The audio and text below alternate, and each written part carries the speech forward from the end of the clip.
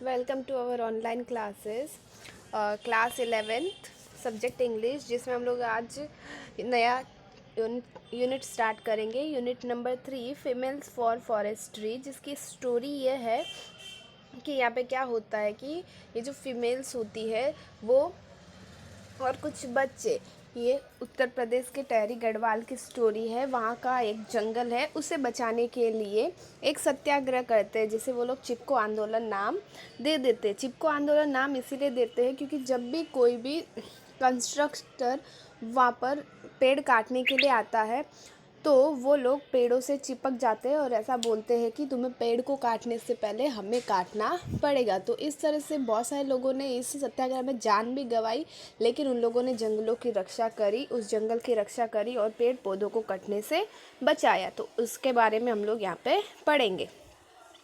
Since time begin, मतलब कि बहुत पहले की बात है। The natural broad-leaved forests of the Himalayas have played a significant role in the life of the people of Uttar Pradesh. Uttar Pradesh की बात है। उत्तर प्रदेश के लिए ये जो जंगल थे वो एक साइग्निफिकेंट रोल प्ले करते थे उनके जीवन के लिए। साइग्निफिकेंट रोल यानी कि एक महत्वपूर्ण रोल प्ले करना, महत्वपूर्ण रोल निभाना। In fact the forest are the foundation, foundation यानी कि आधार, base of the whole economy of the hill villages. तो ये बोल रहे हैं कि ये जो जंगल है वो वहाँ के जो लोग थे आर्थिक रूप से उन लोगों के लिए ये आधार था।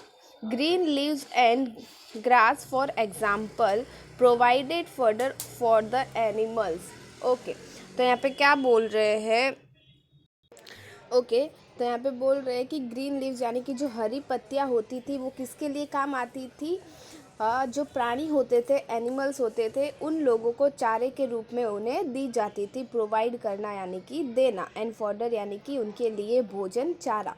Whose dust is used as fertiliser for the croplands. तो क्रॉपलैंड्स का मीनिंग यहाँ पे होता है जहाँ पे हम लोग अनाज उगाते हैं, उस ज़मीन को बोलते हैं क्रॉपलैंड। एंड फर्टिलाइज यानी कि उपजाऊ, और डंग्स यानी कि जो पेड़ पौधे की जो छाल होती है उन्हें किसके लिए उपयोग किया जाता था? ज़मीन को उपजाऊ बनाने के लिए। Dry twigs and branches are the only sources of domestic cooking fuel.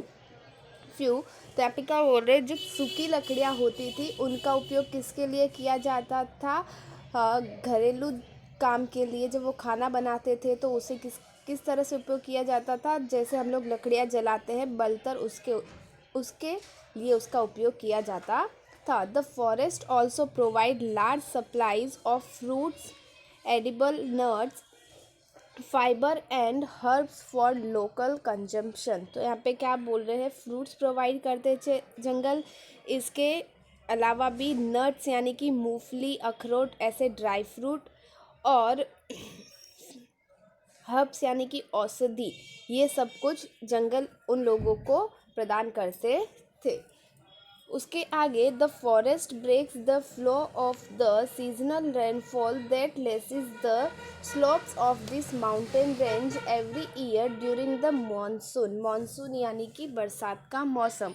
तो माउंटेन और किस चीज़ के लिए कैसे सहायक, ये जो पेड़ होते वो और किस चीज़ से सहायक होते थे? जब बारिश आती थी तो वो माउंटेन पर रेनफॉल होता था, तो उसकी वजह से फॉरेस्ट क्या करते थे? जो कटाव होता है, भूमि कटाव, उसे भी रोकते थे। This create springs and ever flowing stream which are vital for the mountain people and their animal during the hot summer months. Okay, बाद में बारिश में जो ये पानी होता था उससे क्या झरने बन जाते थे, और वो झरना कब काम आता था? गर्मी के मौसम में, समर मंथ्स यानी कि गर्मी के दिनों में, प्राणियों के लिए, मतलब कि पशु पक्षी, एनिमल के लिए और लोगों के लिए वो काम आता था। For many years however large areas of this rich forest sources are getting destroyed. लेकिन कुछ सालों से ये जो हरे भरे रिच फॉरेस्ट यानी कि हरे भरे फॉरेस्ट थे ये डिस्ट्रॉय हो रहे थे, इनका नष्ट हो रहा था।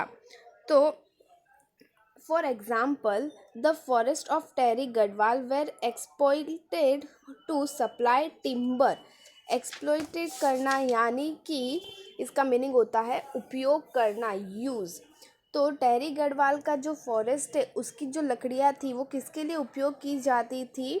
Supply timber for the expanding railway network in the plain. तो रेलवे की जो पटरियाँ होती है वो बनाने के लिए इसका उपयोग किया जाता था, जिसके लिए टेरी गढ़वाल के जो पेड़ थे वो काटे जाते थे, जिससे वो डिस्ट्रॉय हो रहे थे। उसके बाद में Europeans in Mozart's wanted cultivation of new food crop like potatoes, leading to large scale clearing of mixed oak forest। Okay, oak एक फॉरेस्ट का नाम है और यूरोपियन लोगों के बारे में यहाँ पे बोल रहे हैं कि यूरोप देश वाले जो है वो क्या चाहते थे कि वो लोग नई नई सब्जियाँ पैदा करें, नया नया खान पान, नई नई चीज़ें पैदा करें। तो उसके लिए वो लोग ओक नाम का जो फॉरेस्ट था उसे नष्ट करते थे। और यहाँ पे कल्टीवेशन का मीनिंग होता है बाना, मतलब कि वाना, वावनी करना, मतलब जैसे हम लोग आलू की खेती करते हैं, आलू की खेती करते हैं तो वो गेहूं की खेती करते हैं, तो हम लोग बीज को जो वावनी करते हैं उसे बोलते हैं cultivation. There was clearly a contradiction between the village people's basic needs and the requirements of the state to earn money। और कॉन्ट्रडिक्शन का मीनिंग यहाँ पे क्या होता है? विसंगति, मतलब कि समानता नहीं होना। तो यहाँ पे बोल रहे हैं कि जो गांव के लोग हैं उनकी ज़रूरत, आधार की ज़रूरत है, बेसिक नीड यानी कि आधार की ज़रूरत है, और रिक्वायरमेंट्स किसकी, कि जो स्टेट में जो लोग रहते हैं, शहरों में जो लोग रहते हैं, उनको अर्न करने के लिए इन दोनों के बीच में विसंगति थी, समानता नहीं थी। ओके, इसके आगे का हम लोग हमारे नेक्स्ट वीडियो में पढ़ेंगे। Thank you.